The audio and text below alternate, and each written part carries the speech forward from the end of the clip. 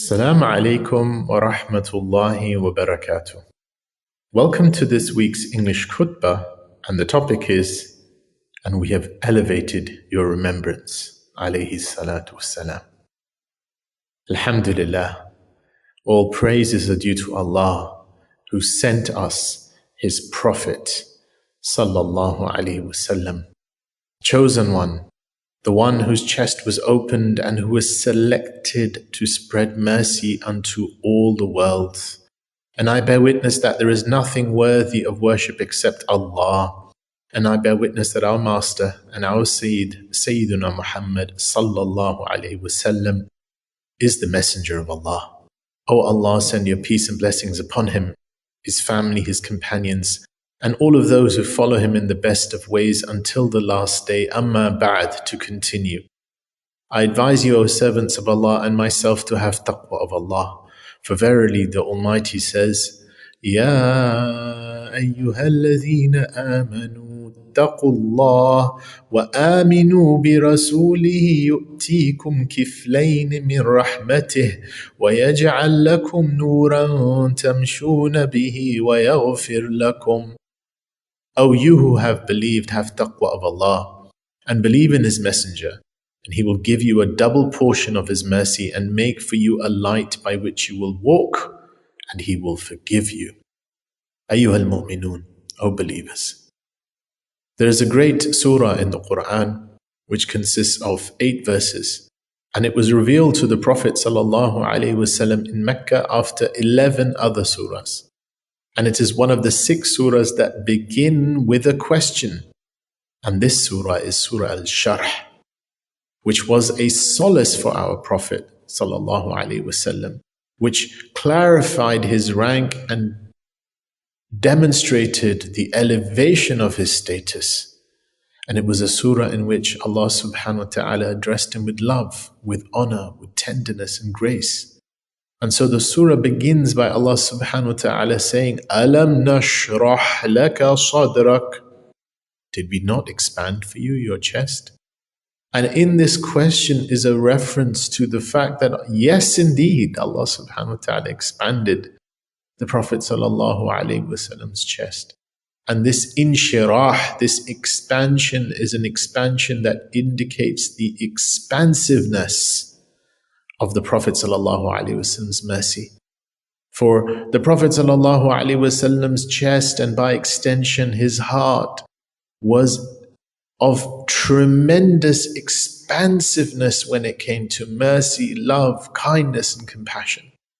And by Allah subhanahu wa ta'ala posing this question as a reminder is a testimony to the fact that whilst the Prophet ﷺ was already generous, he was made even more. Whilst his character was already refined and noble, he was made to be a perfection of nobility itself. Whilst he was already merciful, he was made to be the rahmatan lil alameen, the mercy unto every aspect of creation. And this is why we find the Prophet ﷺ being of those who demonstrated the way of forgiveness, forgiving those who wronged him, overlooking mistakes, bearing no grudges, and harboring no hatred for any of creation. Rather, his way was ya'fu wa yasfah. His way was to pardon and forgive. And this is why we find that Allah subhanahu wa ta'ala in turn protected him from the burden of sins and the wrongdoings. As Allah subhanahu wa ta'ala says in the same surah, He says, وَوَضَعْنَا عَنْكَ وِزْرَكَ الَّذِي أَنْقَضَ ظَهْرَكَ. And we removed from you your burden which had weighed upon your back. O lovers of the Prophet, alayhi salatu wassalam, our Lord has exalted the remembrance of His Prophet, sallallahu alayhi wasallam, in all of creation and raised his rank to the highest of heavens. For Allah says, وَرَفَعْنَا لَكَ ذِكْرَكَ. And we elevated for you your remembrance. And this is why you find that those who truly believe cannot help but love him, alayhi salatu wasalam. Those who truly believe find that their belief is commensurate to the degree that their hearts find love of him.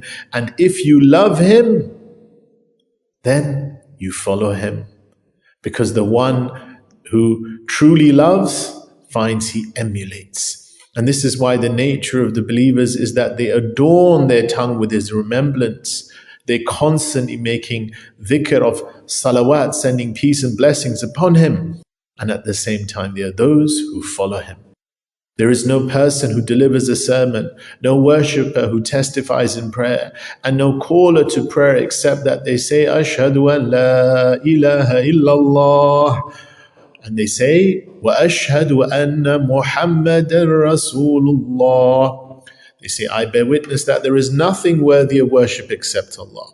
And I bear witness that the Sayyiduna Muhammad is the messenger of Allah. And this conjoining, whereby Allah subhanahu wa ta'ala conjoined our testifying to his unicity, his oneness, with the testifying to the Prophet sallallahu alaihi wasallam as being the messenger of Allah, is a conjoining of honor.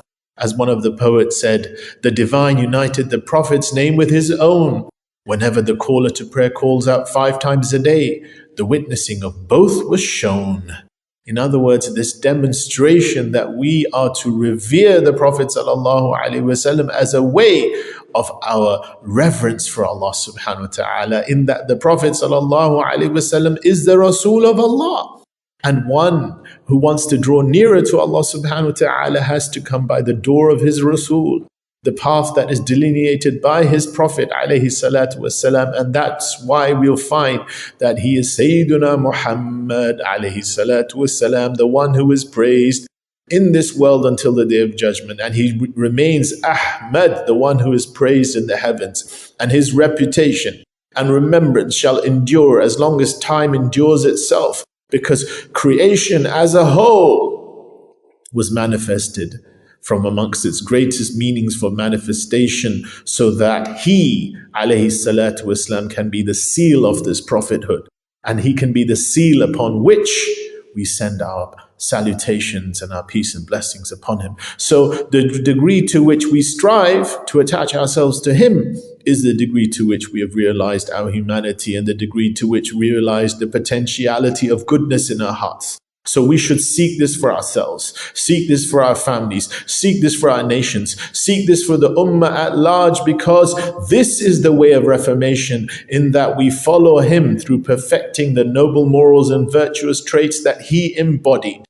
O servants of Allah, one of the realities of this Surah al-Sharh is that we be emulating our Prophet ﷺ. And one of the ways we should emulate him is by always having hope in Allah subhanahu wa ta'ala. Never giving up our hope in Allah subhanahu wa ta'ala. Knowing that whatsoever difficulties befall us, the one who has sent them down knows our states, and he is the same one who will give us relief, just as he gave relief to his Prophet ﷺ. And that's why this surah mentions that after every hardship there is a following of ease, and after every difficulty there is a following of relief. So when we find ourselves weighed down by worries and overwhelmed by sorrows, and if we be on the brink of despair, then let us just reflect on the matter that Allah has affirmed and repeated in the surah when he says, فَإِنَّ مَعَ الْعُسْرِ يُسْرًا إِنَّ مَعَ الْعُسْرِ يُسْرًا. For indeed with hardship comes ease, and then indeed with hardship comes ease. And many of the ulama say this repetition is to say that with every hardship there is not just one but 2 eases. There is an ease that follows the hardship, and if we reflect, there's often an ease in the hardship itself. And so let us be trusting of the promise of our Lord, for no difficulty can overcome 2 eases. Let us never despair of the mercy of Allah subhanahu wa ta'ala. And let us be ever present to rejoice in the relief that Allah subhanahu wa ta'ala will give us when he eases our pains and fulfills our hopes.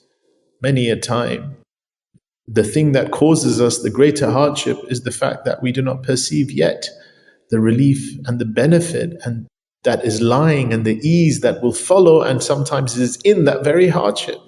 As one of the poets said, how often has a difficulty weighed heavily on a man, without knowing that relief follows every difficulty in Allah's plan. So Ya Rab, O Allah, as you have shown us the rank of your Prophet ﷺ, also show us this sense of optimism and hope and raja, perpetually placing our trust in you. And at the end of Surah al-Sharh, Allah subhanahu wa ta'ala says to his Prophet alayhi salatu wasalam, he says, فَإِذَا فَرَغَتَ فَانصَبْ وَإِلَىٰ رَبِّكَ فَارْغَبْ. And so when you've finished your duties, then stand up for worship, and to your Lord direct your longing.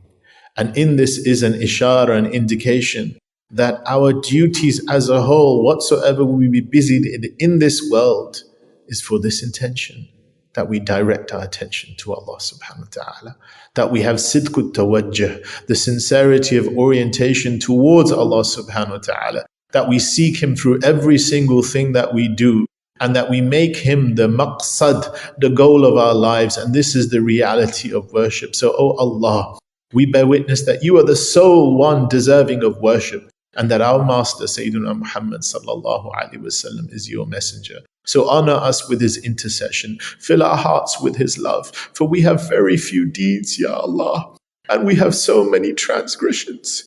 But we place our hope in what the Sahaba placed their hope in, which is that the person shall be raised with the one he loves. So Ya Allah, honor us with love of Your Habib.